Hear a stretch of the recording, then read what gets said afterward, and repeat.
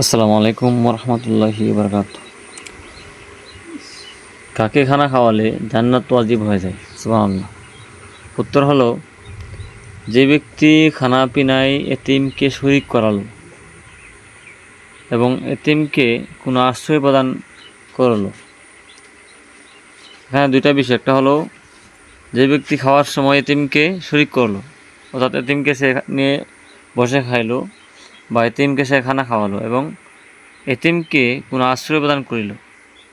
কোনো এতিম যদি তার কোনো আশ্রয় না থাকে, সে যদি আশ্রয় প্রদান করে, এই দুই কাজ করার কারণে সে ব্যক্তির জন্যই জান্নাত ওয়াজিব। এতিমের মাথায় হাত বুলানোওয়ালা ব্যক্তি নবীদের পাশে জান্নাতে জান্নাতে হবে। সুবহানাল্লাহ। মুসলিম শরীফের হাদিস।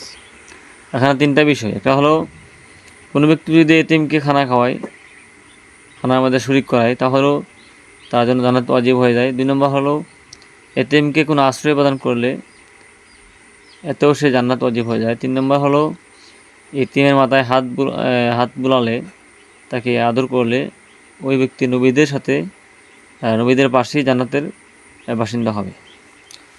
তাহলে আমাদের আশেপাশে যত এতিম আছে বা আমাদের কাছে যদি এতিম থাকে বা জীবনে যদি কোনো এতিমের কোনো সুযোগ হয় তাদের সেবা যত্ন করার, তাহলে আমরা প্রত্যেকেই এই আমলটি করব। ভিডিওটি শেয়ার করে দিবেন যাতে সবাই এর সম্পর্কে জানতে পারে।